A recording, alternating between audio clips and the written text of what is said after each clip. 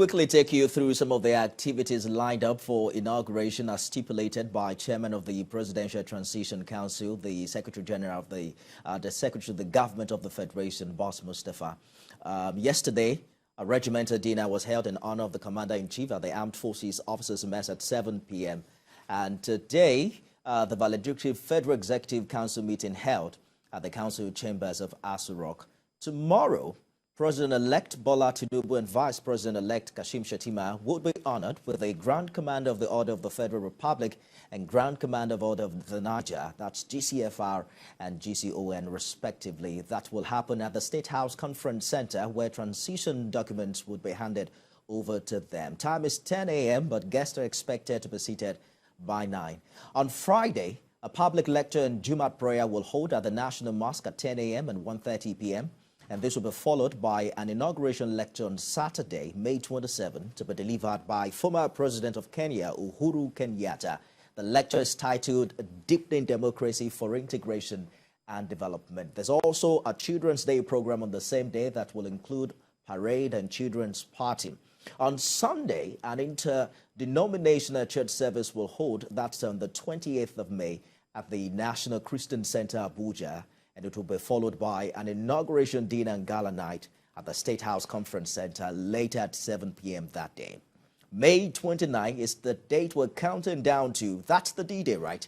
And it will feature inauguration parade and swearing in at the Eagle Square. That will happen at 10 a.m., but we understand that guests are to arrive and to be seated by 8:30. A post-inauguration luncheon is scheduled for 1:30 p.m. same day at the State House Banquet Hall, and that's strictly for Mr. President with his brother presidents, heads of government, and invited guests. Well, we are watching this development closely and bringing you up to speed as they happen. Joining me now to discuss the presidential inauguration ceremony in the Fourth Republic is the Director General, National Orientation Agency, Garba Abari. Thank you for joining us on the countdown. It's Nigeria's 7th consecutive inauguration ceremony, and the country's 16th president will be sworn in. What do you make of how Nigerians are reacting? 4 days to May 29. Will you say the euphoria matches the feat? Thank you very much for having me. Actually, Nigerians are looking forward with a lot of enthusiasm and excitement going forward. We are barely 4 days away to the main event, perhaps 5. And yesterday, I had a similar appearance on the Nigerian Television Authority. And of course, the feelers that we see coming from all over speaks about how excited Nigerians are about the new administration that is coming on board in a matter of days from now. Not only are Nigerians actually looking forward to that event, you can see how the international community is equally responding to the invitations that have been extended to them. The general atmosphere around Abuja and of course in other different parts of the country where transition inauguration are going to take place, there is a lot of excitement in the atmosphere. Incoming President Asuwaju Bola Ahmed Tinubu is definitely going to be received with a lot of accolades against the backdrop of the campaign mantra, renewed hope. And of course, every country in the world, you know, and of course the citizenry tie their prosperity, their hopes and their aspirations around hope, because that is what keeps society going. That is what keeps nations going. This renewed hope is one which has been sufficiently encapsulated in incoming President Tinubu's templates of development, which had been put together, and the policy document will constitute the direction of the new government. So we are all actually looking forward to the event. A lot of excitement, a lot of expectation. And you can see how Nigerians are getting prepared for that. Absolutely. By next year, we will be celebrating 25 years of unbroken democratic rule. And that's going to be happening at a time some African countries are battling with military interruptions and civil unrest. I'm wondering what the NOA is doing to drive the importance of what Nigeria has achieved home. I think there is a great deal of achievements, a great deal of efforts that have been put in place by the National Orientation Agency to deepen our democracy. You will recall very well the very elaborate advocacy and sensitization programs, that the NOA had put in place involving different categories of stakeholders, to ensure that not only do we have an election that is free, fair, and credible, but that is also violence-free. And largely, this sensitization and advocacy campaign have yielded the required results, because Nigerians have heeded to this call.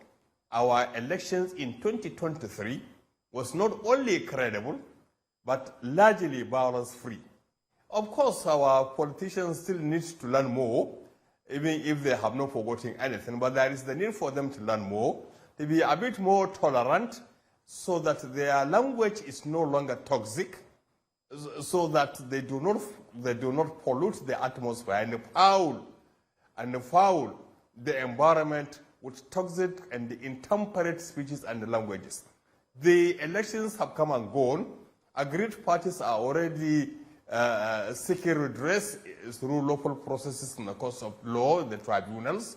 We should allow this to proceed seamlessly until further determination.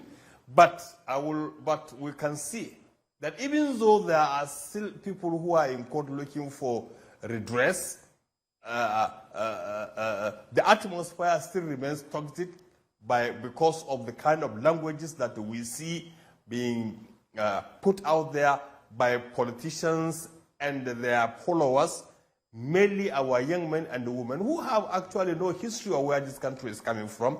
Are they aware of where we are headed? If you see the amount of hate that has been characterizing our social media space, you might think as if the elections are just about to happen. And this is actually not good enough.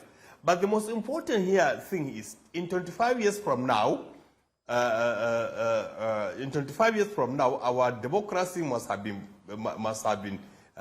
taken root fully. Our electoral systems, and the processes will be better improved upon, because of the reforms, the electoral reforms that are incrementally changing the situation surrounding our electoral experiences. You will agree with me that to a very large extent, this time around, if you see the outcome of the results, you will not but agree that a lot has happened by way of incremental progress in terms of getting our electoral processes right, making the elections credible, making the elections less violent, and making the elections very highly competitive. Dr. Barry, you talked about the aggrieved voices on social media. That has also culminated in a way into some calling for an interim government. particularly those who are not pleased with the way and manner the election went. Is that a concern for the Presidential Transition Council? Particularly, what is the NOA doing in this regard? I think it is a concern not only for the Presidential Transition Council. This is a concern for every peace-loving Nigerian, every democratically minded Nigerian, every Nigerian that believes in the cause of social justice and, of course, in the cause of true competition and healthy competition. You see, there is no way we can continue calling ourselves a democracy.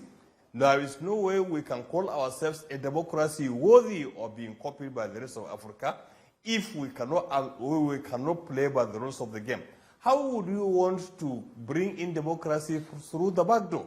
The ballots are there, elections have been conducted, the votes have been counted, lawfully a winner had emerged.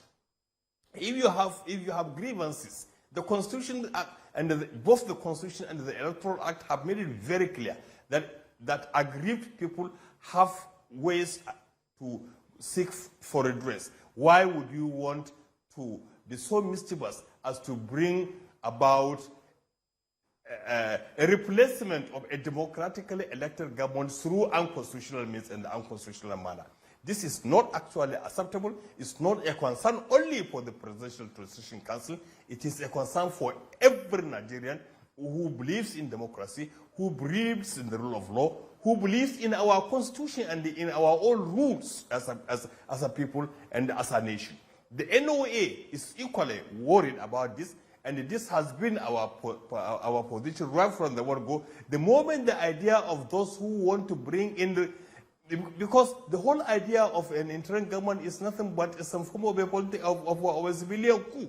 And Nigerians have stood up against this right from the time when the idea was mooted.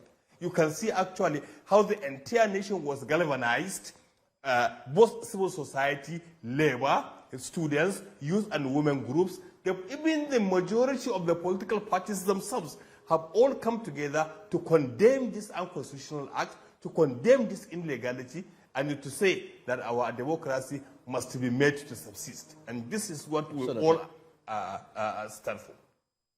It's a good place to leave it, Dr. Barry. As we count down to May 29, believe me, Nigerians are also counting on the NOA to better launder the country's image and also inspire patriotism amongst Nigerians, especially the young people. And I'm sure that we'll find time in the future to talk more about your plans in this regard. Dr. Garba Abari is the Director General, National Orientation Agency. Thank you for talking to us on the program. Thank you very much. It's my pleasure. Well, that's the countdown today. You can watch a repeat broadcast by 6 a.m. tomorrow. Join us again same time tomorrow for yet another edition. I am Nifemi Ogun.